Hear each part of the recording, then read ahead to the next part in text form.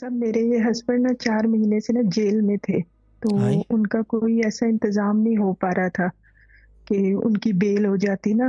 4 پرچے تھے ان کے اوپر. ہوئے ہوئے تو بلکہ میرا یہ جو میسج تھا یہ سسٹر ظاہرہ نے آپ کے پاس بھی فارورڈ کیا تھا نا، تو آپ نے بولا تھا کہ ان کی بیل نا ہائی کورٹ سے ہوگی، باقی سیشن کورٹ وغیرہ میں نہیں ہوں گی بیل.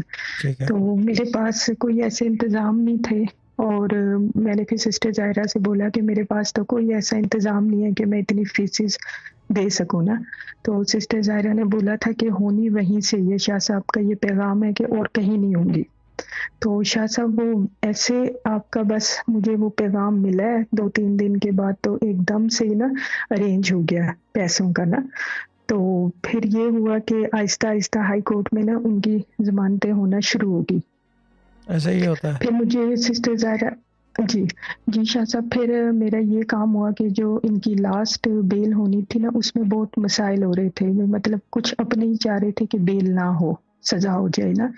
تو میں نے ایمرجنسی میں سسٹر ظاہرہ سے بات کی، انہوں نے میرا یہ وظیفہ چینج کیا 336 کر دیا، اور انہوں نے بولا کہ آپ یہ ضمانت ہو جائے گی، آپ ٹیسٹ منی لے کے آئیے گا، یہ ضمانت ہونی ہے. گڈ. تو شاہ صاحب میں نے 4 دن میں نے وہ 4 دن وظیفہ صرف سنا ہے.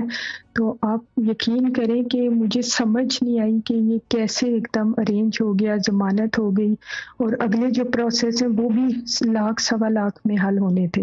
تو وہ بھی ایک دم سے ایسے ارینج ہوا کہ جو لوگ یہ چاہ رہے تھے کہ ان کو سزا ہو جائے یا یہ باہر نہ آئے، تو وہ خود بھاگ بھاگ کے کام کر رہے تھے، بلکہ لینے بھی وہی لوگ خود گئے.